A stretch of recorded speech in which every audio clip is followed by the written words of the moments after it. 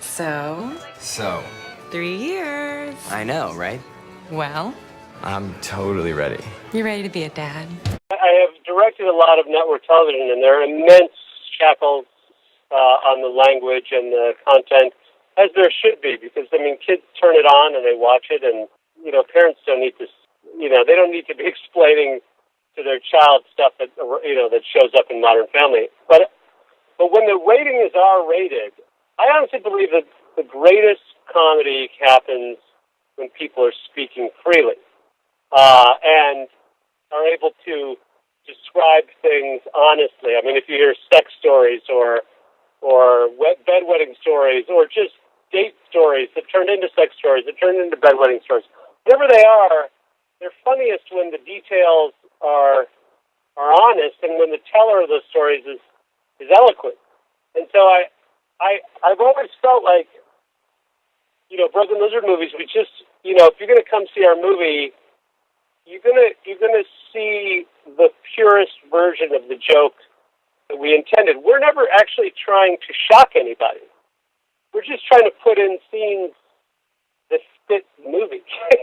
And yes, on occasion, I know people get a little shocked, and that's, you know, that's partially a situation where we're, the comedians and filmmakers, we're in a bit of an arms war, as you know, both as are the sort of action guys. I mean, you're trying to top the last one. You're trying to show something that hasn't been shown before. But I mean, ultimately, if it doesn't ring true in some way, it's not going to land. So but I certainly don't approach films and say, "Oh, I want to shock them with this one." It's more, wouldn't it be funny, and can we make this work within the sort of the set of the tone that we've chosen for this movie? So here is the plan. This is the sperm bank. This is the barber shop, right next door. Sorry. But wouldn't it make more sense if we made the comb the barbershop and the cream the sperm bank? I'm just saying. Well, I have a deep preference for the freedom to make it whatever you want to. But I'm talking about when I go direct for someone else's show, I'm saying to them, hey, I like your show. I know what the rules are, and I can work within those rules. You know, I'm going to give you a cut of your show that I think really works. But by all means, take it and change it to the way you want it. And that's what they do. You know, they keep most of it or some of it or not any of it, and they use the footage that I gave them to make their own cut. But ultimately, you know, when I write and I direct movies, I try very hard to only choose R-rated movies if possible. Or if I'm going to make, like I made a PG-13 movie, I made Dukes of Hazzard, there's enough stuff with the cars and the shorts and the history of that show that I felt like I can still entertain with this, you know, with these constraints. I also feel like, you know, I also, by the way, made an R-rated version of Dukes of Hazzard, so I was able to scratch that itch.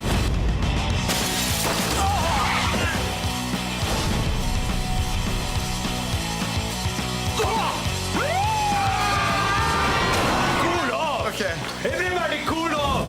I think we've come to a point where it's important to be super honest and grounded in comedy, because I think that, like, for a long time people were doing stuff in the 80s and 90s that was sort of these big false premises and super, like, clean PG-13 jokes, and you're just kind of like, I don't think you can get away with that now because of the kind of stuff people are seeing on YouTube. I mean, even like teenagers are seeing some pretty rough, silly stuff, and I think that you know, I don't think that you have to top it.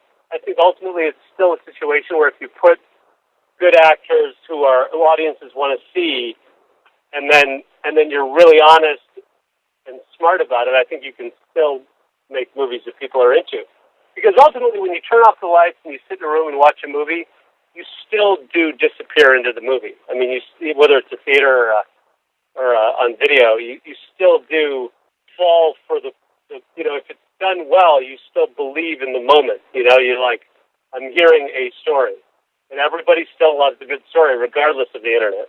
I'm afraid your sperm count is too low. This is a normal sample, and this Here's your song. They look drunk. How can we tell that it's not? Well, I've already examined Audrey. Are you hitting on my wife? Oh, it's just a matter of time. I mean, the guy is so good, and he's so funny, and he's so cool.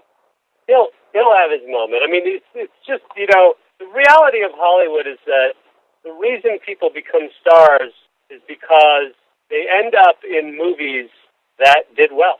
And they end up in movies that sort of made the studios a lot of money, and then the studio says, well, let's give more movies to that guy, and then those movies do well, and then the guy becomes a star. It's like sort of how it works, you know, and he'll end up in a big film that does well, and I guarantee you, you'll be talking to a star, because he is super talented and super liked, so I think he will, I think he'll get there. I don't think he's has a desire to do as screwball stuff as, say, Paul Rudd has done, but it's a reasonable comparison to make. She never cries.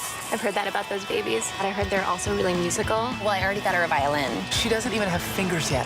What's her name? We wanted to name her something Chinese, but also, you know, American, so we went with Jackie Chan.